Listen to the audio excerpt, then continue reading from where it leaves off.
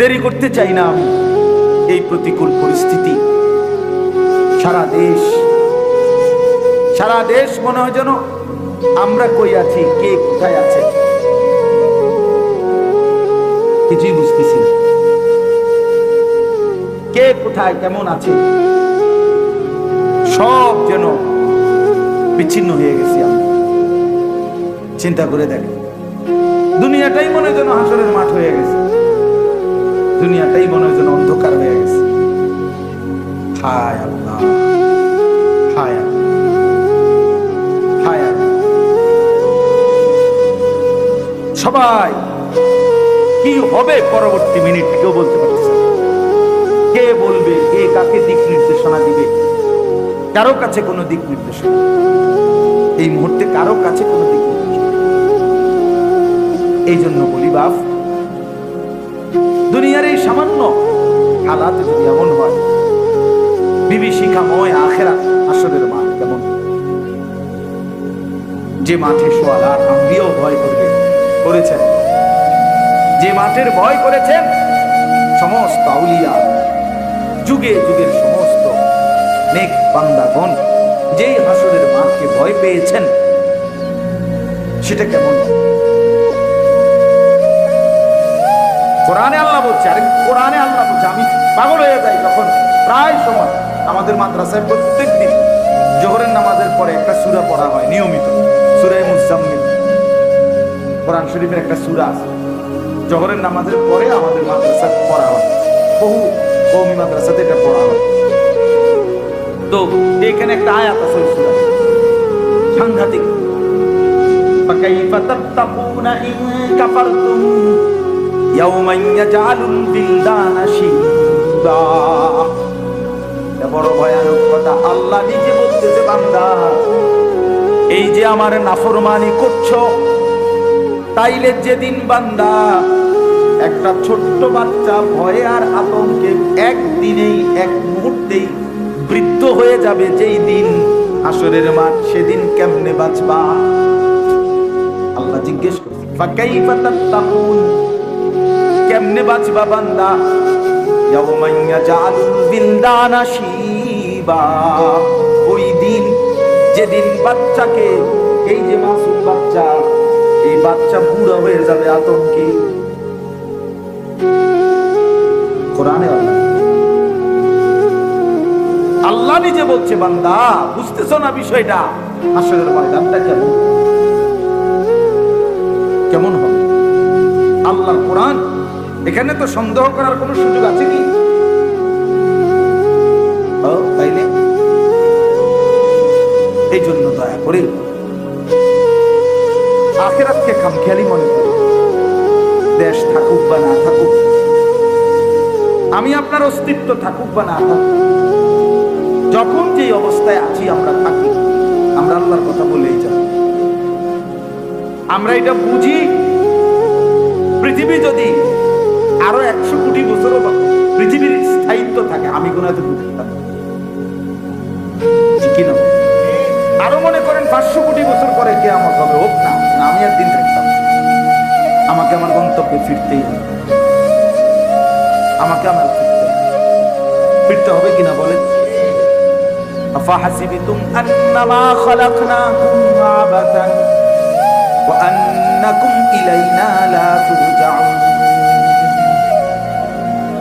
আল্লাহ বলে, বান্দা এই কি ভেবেছো আমি তোমাকে অনর্থক বানিয়েছি? এরপরে আল্লাহ বলেন, বান্দা এও কি মনে করেছো তোমাকে কোথাও ফিরতে হবে না? কি মনে করছি? এটাই ভাবছি আমরা যে আমাকে কোথাও ফিরে যেতে হবে না? কথা বলেন, কোথাও ফিরতে হবে আমাদের? বলেন না বাবা, বলেন না, কোথাও ফিরে যেতে হবে আমাদেরকে? কোথায়? আল্লাহ হিসাবের ময়দান। ইলা রাব্বিকা মুনতাহাহা, তোমার শেষ ঠিকানা তোমার রব। ইলাল্লাহি মারজিউকুম জামিআ, তোমাদের সকলকে ফেরত আনা হবে আল্লাহর নিকট। সুম্মা তুরাদ্দুনা ইলা আলিমিল গায়বি ওয়াশ শাহাদা, তোমাদেরকে ফেরত আনা হবে প্রকাশ্য গোপন সব জানেন সেই সত্তা আল্লাহর নিকটে। এই যে প্রথমে বলছেন কোরআনের একটা বড় বৈশিষ্ট্য হইল, কোরআন শরীফ পড়ার একটা মজা হইল কি জানেন? আমার জীবনে আমি যেটা উপলব্ধি করছি, কোরআনের সবচেয়ে বড় মজা আমি যেটা বুঝছি, আমার ছোট্ট হায়াত, সেটা হলো কোরআন এমন এক বিষয়, যে কোনো এক বিষয়ে যখন যে কোনো বিষয়ে প্রয়োজন হয়, ওই বিষয়ে যদি তথ্য খুঁজতে চাই, পৃষ্ঠার পর পৃষ্ঠা উল্টাইয়া দেখাইতে আছে যে এই যে আয়াত, এই যে আয়াত, এই যে আয়াত, এই যে আয়াত। এটা আমার একটা অনুভূতি হয়েছে এই পর্যন্ত পড়লে। সবর কইতে লাগছে অনেক আয়াত, শুকর বলতে চাইবেন অনেক আয়াত, মানে যেটা কইতেন চাইবেন আপনি বুঝাইতে চাইবেন, দেখবেন যে পর পর পর পর মনে হয় যেন এইটার উপরেই আয়াত কোরআনে পুরাই রাখছে। অথচ নির্দিষ্ট সীমাবদ্ধ আরে নির্দিষ্ট আয়াত সম্বলিত কোরআন, কোরআনের আয়াতের সংখ্যা শুরু শেষ নির্ধারিত আছে না এখানে, এত তথ্য এই কতটুকু কেমনে পেশ করলো? মানে কোনটারই কোনো আয়াতের দলিলের প্রমাণের বোঝানোর জন্য অভাব নেই। আমার জীবনে আমি অভাব বোধ করি না, আলহামদুলিল্লাহ। এজন্য আল্লাহ বলেন ওয়ামা মিন দাব্বাতিন ফিল আরদি ইল্লা আলাল্লাহি রিজকুন বান্দা, এই জমিনের যা কিছু বিচরণ করছে, মানুষ কিংবা অন্য মাখলুকাত, একেবারে সাতবক জমিনের নিচে যা, সাত আসমানের নিচে যা, সর্বত্র যেখানে যত বিচরণশীল আমার সৃষ্টি, আল্লাহ বলেন প্রত্যেকের রিজিকের দায়িত্ব আমি আল্লাহ নিজের কাঁধে বাধ্যতামূলক তুলে নিলাম। আলাল্লাহ, আলা মানে ফরজ, ওয়ালিল্লাহি আলান নাসি হিজ্জুল বাইত, আল্লাহ বলেন আলা কুতিবা আলাইকুমুস সিয়াম, এ আলা আল্লাহ কেন বলছে ইল্লা আলাল্লাহ, আল্লাহ নিজের উপরে। আচ্ছা, আল্লাহর উপরে কোনো দায়িত্ব চাপাইয়া দেওয়ার অধিকার সাধ্য কারো আছে? আল্লাহ বলে কারো নাই। তবুও আমি আমারটা বললাম যে আমি আমার উপরে বাধ্যতামূলক রিজিকের দায়িত্ব কাঁধে তুলে নিলাম। শতভাগ কনফিডেন্স নিয়ে আমি আল্লাহ বললাম আমি দেব রে বান্দা, তোমারও পরিবারের স্ত্রী সন্তান। একবার আমি নিজে পড়ছি, একবার একটা বইতে পড়ছিলাম, আমি উর্দু বইতে। একবার ইউরোপের এক গবেষক এই বার্থ কন্ট্রোল, জন্ম নিয়ন্ত্রণের উপরে গবেষক, ওই বেটা বলছিল পরবর্তী 30 বছরের একটা হিসাব দিছিল, 30 বছরের ভিতরে যদি জন্ম নিয়ন্ত্রণ, জনসংখ্যা নিয়ন্ত্রণের কার্যকর উদ্যোগ নেওয়া না হয়, তাহলে ফসলের জমি কমে গিয়ে গমের উৎপাদন একদম কমে যাবে। ইউরোপের এই দেশগুলো দুর্ভিক্ষ দারিদ্রতায় পড়বে, দুর্ভিক্ষে লাগবে না। ওইখানের রিপোর্ট দিছে পত্রিকার উদ্ধৃতি দিয়া, সময়ে এই অঞ্চলগুলোতে এই পরিমাণ গম উৎপাদন হয়েছে যে পরবর্তীতে যথেষ্ট পরিমাণ গম গুদামজাত করার পরেও আর কোনো জায়গা নাই, শত শত হাজার টন গম আগুনে পুরাইয়া জ্বালাইয়া কথা বুঝছেন না? তাইলে ওই মাতাল যদি পরে থাকতো যে রব্বুল আলামিন নিজে বলছেন ওমা কুন্না আনিল খালকি গাফিলিন, আমি আমার সৃষ্টির ব্যাপারে গাফেল নই। বানাইছি কয়জন, ফাড়াইছি কয়জন, ভাত লাগবো কদ্দুর, চাল লাগবো কদ্দুর, ডাল লাগবো কদ্দুর, বেটা আমি আল্লাহ মোটেই গাফেল না।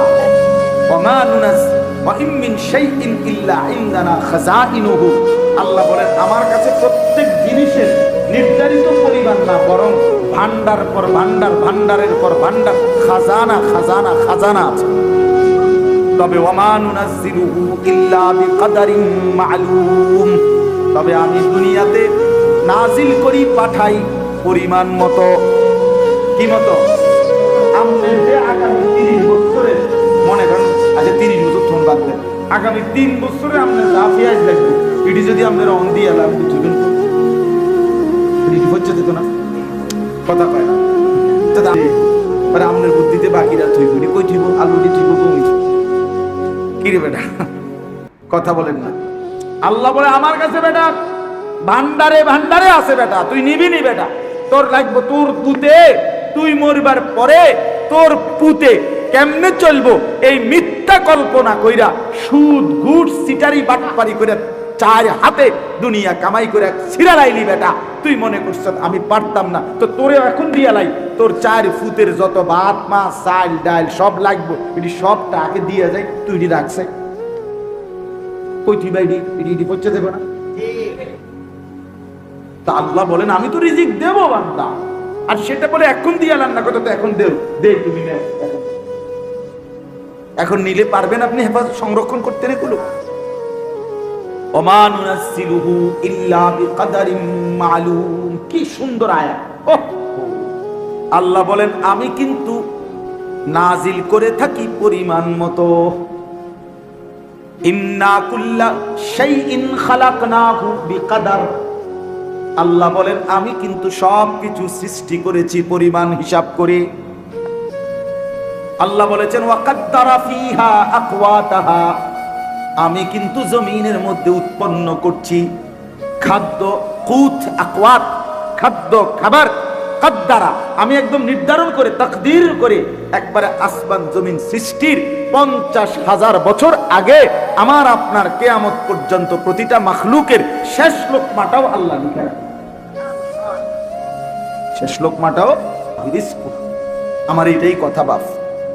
ওয়ায়ালামু মুস্তাকাররাহা ওয়া মুস্তাওদাআহা, এরপরে আল্লাহ বলেন আমার সমস্ত মাখলুক প্রত্যেকের রিজিকের দায়িত্ব আমি নিলাম। এরপরে আল্লাহ বলেন শোনো বান্দা, ওয়ায়ালামু মুস্তাকাররাহা ওয়া মুস্তাওদাআহা, আমার প্রতিটা সৃষ্টি প্রতিটা মাখলুক, মানুষ বলো জন্তু বলো কীট বলো পতঙ্গ বলো, সব কিছু বর্তমান হায়াতে কখন কোথায় থাকবে এটাও আমি জানি। অমুস্তাউদাআহা, শেষ পর্যন্ত মৃত্যুবরণ করে কোথায় দাফন হবে সেটাও আমি জানি। এরপরে আল্লাহ বলেন যদি বলো আল্লাহ আপনি কখন থেকে জানেন, আল্লাহ বলেন কুল্লুম ফি কিতাবিন মুবিন, সব কিছু আমি আগের থেকেই সুস্পষ্ট লৌহে মাহফুজের তাকদীরে কিতাবে লিখে রেখেছি। ইন্না ইদ্দাতাশ শুহুরি ইনদাল্লাহি 12 শাহরা